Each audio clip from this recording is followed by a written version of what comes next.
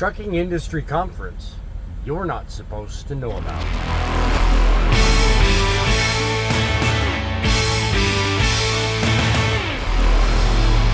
To share news stories with our audience, head over to our Facebook group, That's Truckin', or email us today, thatstruckinnews@outlook.com. Howdy-ho, trucking champs.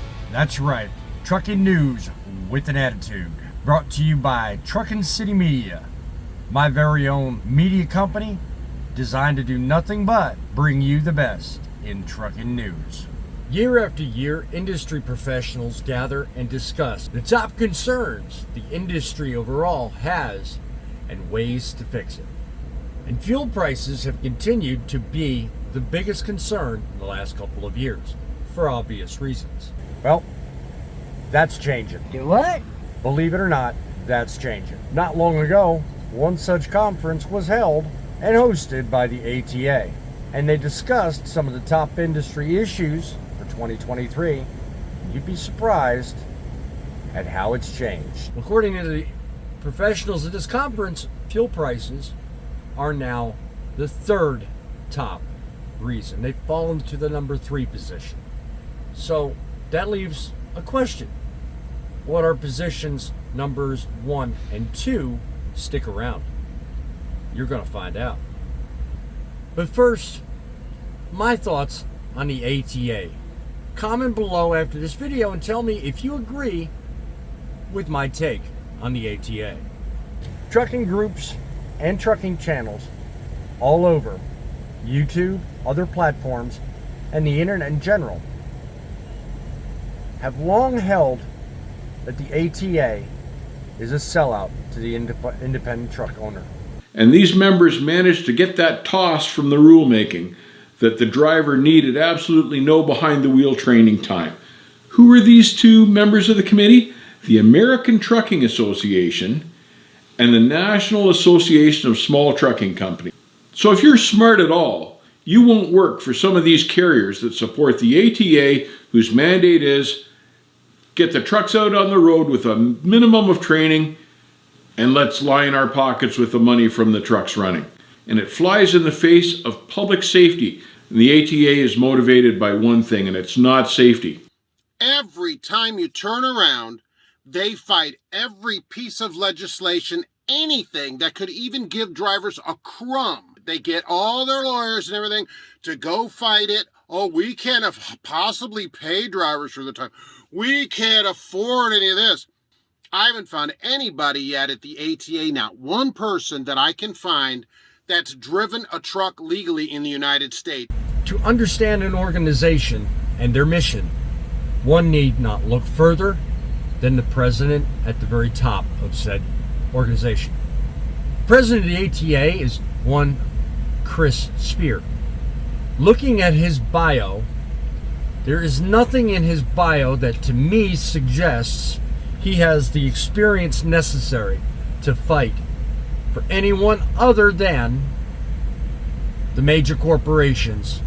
The man's bio is covered rather well and eloquently worded as having experience in the labor, energy, and technology sectors. And he did this in 5 countries. Pretty impressive. But trucking is not part of that. The only point at which he crossed paths at all in transportation, working as Vice President of Government Affairs for Hyundai. Nothing to do with trucking. There are also other government-related positions the man's had, including something to do with the Secretary of Labor. The mission statement of the ATA is, and I quote, develop, advocate, and advance innovative research-based policies that promote highway safety, security, environmental sustainability, and profitability. Does the word trucking appear anywhere in there? No. So no, I agree with everyone else that says the ATA does not fight for them. What the ATA does is they take in money from all these technology companies, which Chris clearly has ins with, and they pipe that money through and put in policies that do nothing more than take money out of the trucking industry. Carriers, big and small, have to pay more. So for the ATA to go anywhere and advocate and say that something's changed, they're probably the reason for the change. We need somebody who's going to step up and actually fight for our interests. Now, I'm only a small trucking channel. I'm going to fight for the individual trucker. The guy like you and the guy like me. Chris, you may have a bachelor's degree. You may have the qualifications some government schmuck feels you have to run that outfit, but you don't have my vote. And I think I speak for the majority of independent truckers when I say that. That's my opinion. Just saying. But that's trucking. Technology, automation, you would think that would be on top, but it's not. What hit spot numbers 1 and 2 kind of surprised me. Every day in this country, there are parking spaces for every 1 out of 10 trucks. Truck parking continues to be an issue. Every trucker out here, whether you're an independent owner or you drive for a major carrier, you have a problem finding a place to park at the end of your 14-hour shift. But it's only ranked as the second of the top 10 concerns, according to the ATA.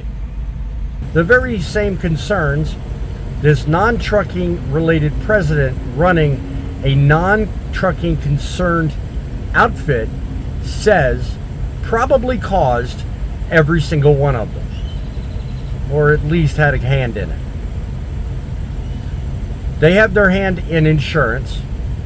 They don't directly affect fuel, but they also affect greatly the labor in trucking because of their policies, and the maintenance costs on these trucks continue to rise every year because of the policies put in by the government, recommended because of the ATA.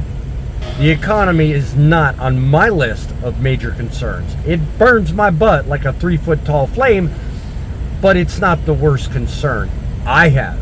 Guess what the number 1 top concern of 2023 is, according to the ATA? Economic conditions is the top number 1 concern, according to the ATA. So, yeah.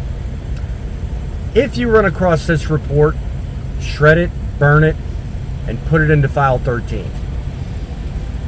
Comment below and let me know what you're most concerned about in the trucking industry.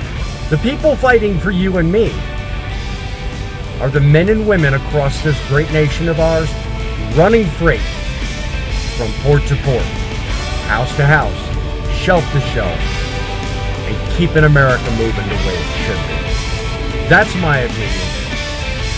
That's the news, and that's trucking. Till next time, God bless, keep it real, and keep 'em rolling.